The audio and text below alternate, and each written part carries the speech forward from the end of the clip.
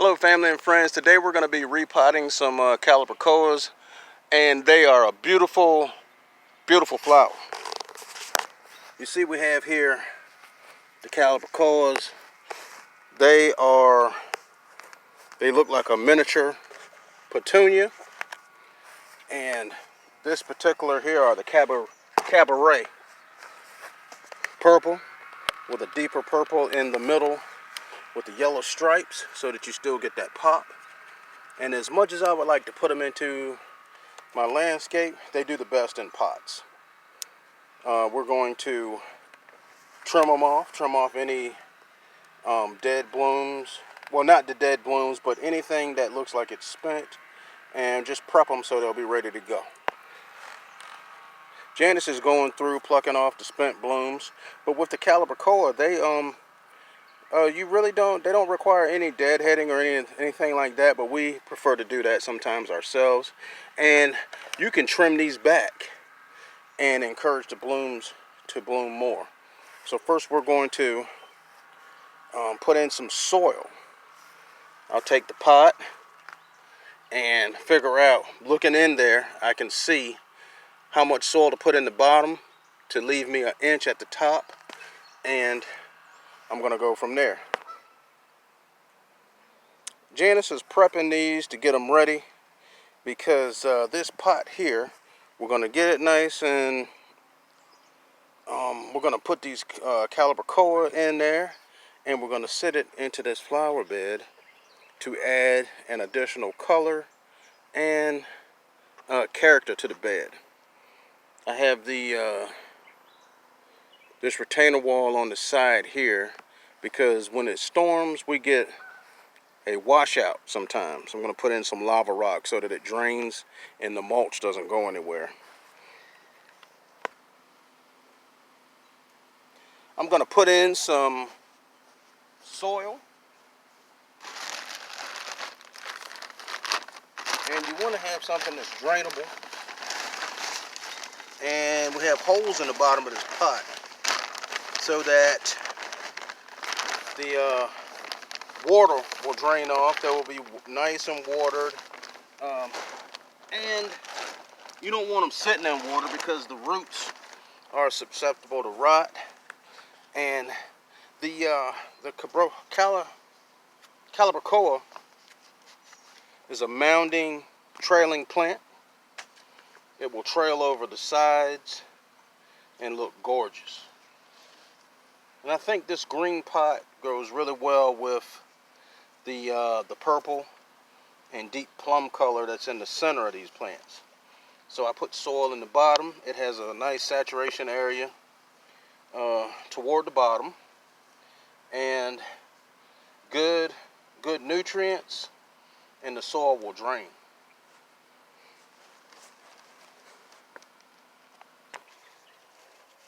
Janice is planting these so that they spill off of one side because we're going to have them in this bed over here with the elephant ear to add a different texture, and the cohesion will be the pot, the green pot with the earth tone rim around the top, and the chip paint adds a nice rustic feel to it. And we're going to put those in there, and they'll be getting 6 or more hours of sun and in drainable soil. Now some people have had success putting them into the flower beds. Hey, it could be user error or whatever, and to each his own, but I have the best luck with these in containers. Now this mounding plant is beautiful in containers because it mounds and it also trails over the side. These will get from 4 to 6 feet long, and this is the Cabaret. Go. And she's backfilling in the soil. We put in the 2 6-inch pots into a bigger pot to give it more room for the roots to uptake the nutrients that they need to flourish. We put in Miracle-Gro garden soil instead of potting soil because the potting soil is nice and airy and it drains. The garden soil drains as well. But being that we have these hot temperatures, we wanted it to retain water long enough for the roots to intake the nutrients. Okay, I'm going to pull out this spin doctor and set the pot right where it is, because earlier we had this watering the bed, but now that we have the alocasias in there, they prevent anything on the other side from getting water. So I'm going to pull this out. We have a sprinkler that shoots up high enough and allows everything to water. Now, if you don't have drip and you have a sprinkler system like that, you want to water when it's cool out, and usually like in the morning or in the evening. I prefer the morning because there's less chances of fungus or mold or anything like that. Now, we're going to be putting more flowers into this bed. This pot is just an addition to add character to the bed, and we're just going to go all the way around with the rest of our plants to get this thing full out, to get the bed full and add more character. We have some geraniums here, and she's going to pick through probably and get the ones that are blooming already, so that we're thinking about possibly putting 2 of these together, because they're in the little 4-inch pots, and we want an instant impact. I'm going to take my edging shovel and find a good spot. Let me know. About right here? Yes. Okay. And see, this soil is pretty loose because it's been cultivated and we've amended soil in here through the years. But still, I'm going to add some more so that the roots move freely and it gets the nutrients that they need.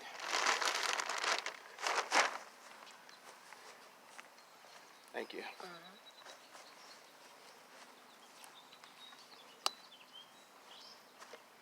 Okay, putting these in about here, and I'm going to try to space these out, stay on the same trend as the other 2 geraniums that are in here, and not to be symmetrical, but I just want some balance. Okay, so I'll use the existing soil around here. And when you're planting your geraniums, you can use your slow release fertilizers, your Miracle Grow garden soil, or you can go with a liquid soluble. Now that liquid soluble will instantly, that's your fastest uptake on nutrients for your flowers, and the slow release will continue to give them what they need. The Calibrachoa look beautiful in here because they have the depth in the center there with that plum that draws you in, and when you look at them close up, you get that pop from the yellow center. I have the other zinnias in here with the geraniums, and this is a full sun bed. I have it shaded out for filming purposes to get a better image. Now, these plants here that we're going to use we repotted a hanging basket, and we're going to be using these. We're going to be using the zinnias, and we have some orange zinnias here with the globe bloom. Now we started on this other side. This other side over here with the orange, yellow, and red. So I want to continue that theme all the way around. Now, I'm going to go along this outer edge of the bed, but I'm going to leave myself a walkway here so that I can access the tomato plants. So along this outer edge, we're going to put some zinnias, the orange and yellow. Okay, now the good thing about this is that the soil that I'm going to be using is already in the planter. Now these here are from a hanging pot that had plants jammed in it, and they were suffering from lack of water. So what we did was repotted them. And now that they're back, they have bounced back, we're going to put them in the flower bed. So I'll just be scooping this one out. Put the soil in.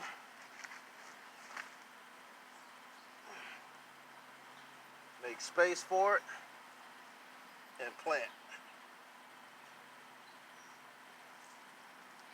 Once we get it in place, backfill.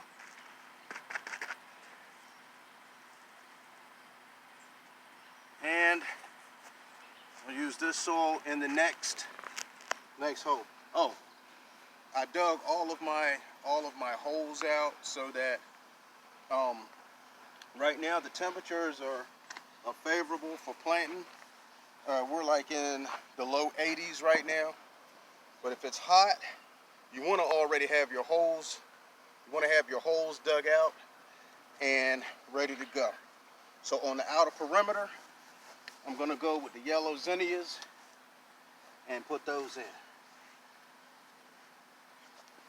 Now I put some soil in this hole from the previous pot, and I'll backfill it with what's left in the pot. Okay, now I'm just going to go ahead and use all of my yellows. Let's see, 1, 2, 3. Oh, I thought I had 6. I have 6 holes. Okay. Okay, I'm going to continue the theme on around, and this will be cohesive with the other side. So, and when you're planting, you want to make sure that the soil is not up against the stem of the plant. You want that soil, you want the grade to be at the top of the soil in the pot. Okay, I'm going to raise this up. This one's a little low, so I'm going to raise it up because I can see that the grade is going to be a lot higher than this once I get things smoothed out. Okay, so got that in place.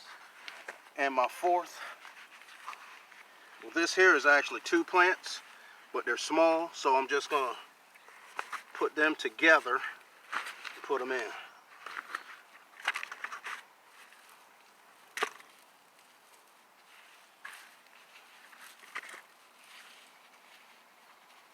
And we will also grade it out and backfill with the existing soil, which is kind of sandy, but in this situation, sand is good because these plants require drainable soil. And have the Magellan zinnias going in. But first, I'll put in some soil to give them what they need.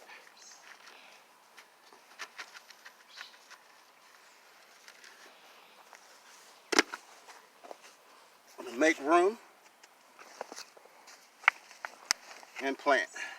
Now these are decent. They're not root bound and they're ready to go. They were stressed when we got them. Janice brought them back to life, and now they're ready to be planted. So what I put in was not quite enough soil, so I'll be adding more soil so that they'll be planted properly.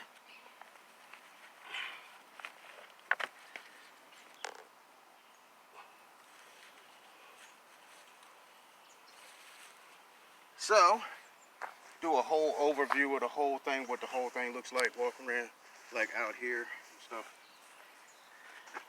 Looking at the whole bed while I'm backfilling, you can see that we continued the theme on around with the 2 rosemaries at the entrance. Try to keep that umbrella out of the film. You know what I'm saying? You hear me? Pause. And as I'm backfilling with the soil, to complete the theme all the way around. This bed really needed it. I mean, I love elephant ears, but I felt like this bed needed some color. Janice was ready for some color in this bed, and it's time.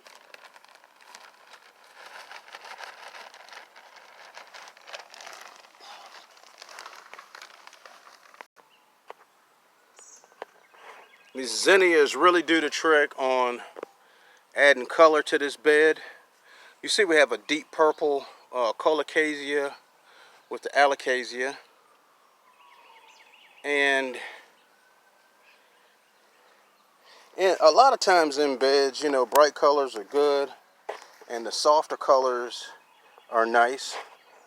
But for this, we wanted something that was really going to pop. Like that red and the geraniums there.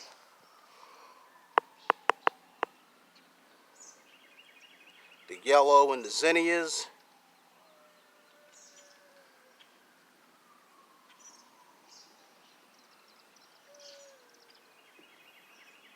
And the orange and the zinnias.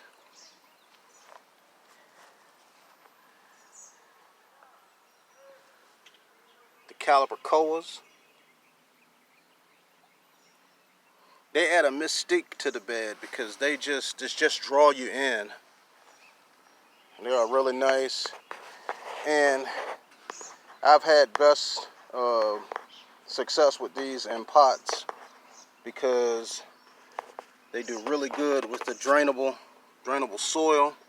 And we went with this green pot and the earth tones because it seemed like the ideal pot for this bed with the green elephant ears, and the earth tone really looks good with the zinnias. The chipped paint, you know, adds a rustic feel to it. The rosemary smells great. We love it. So this is a last look at everything in the bed. Here's the other side. I left an empty area so that we could access the tomatoes. And here's the other side. We didn't put any geraniums on this side, but it's just as nice.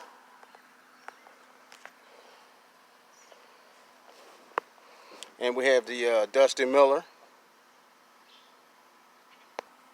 This is the Dusty Millers a lot of people are used to seeing with the lacy foliage. I wasn't too crazy about this one at first, but I'm starting to like it. Has an interesting foliage here, nice and frosty looking. And that frosty look is from like the millions of hairs that are on these leaves. And the more sun it gets, the frostier it looks.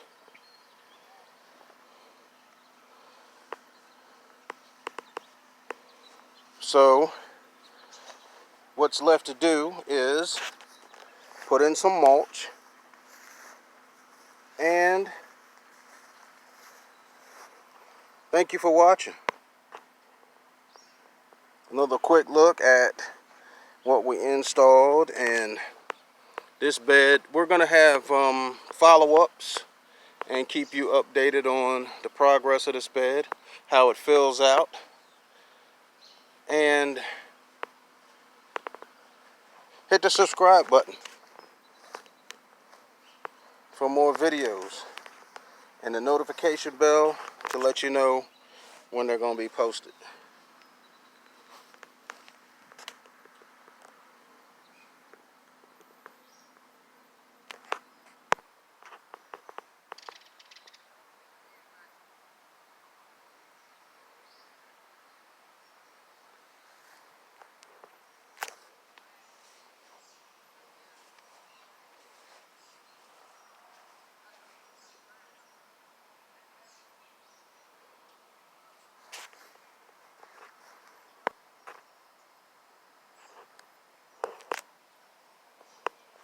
Enjoy your day.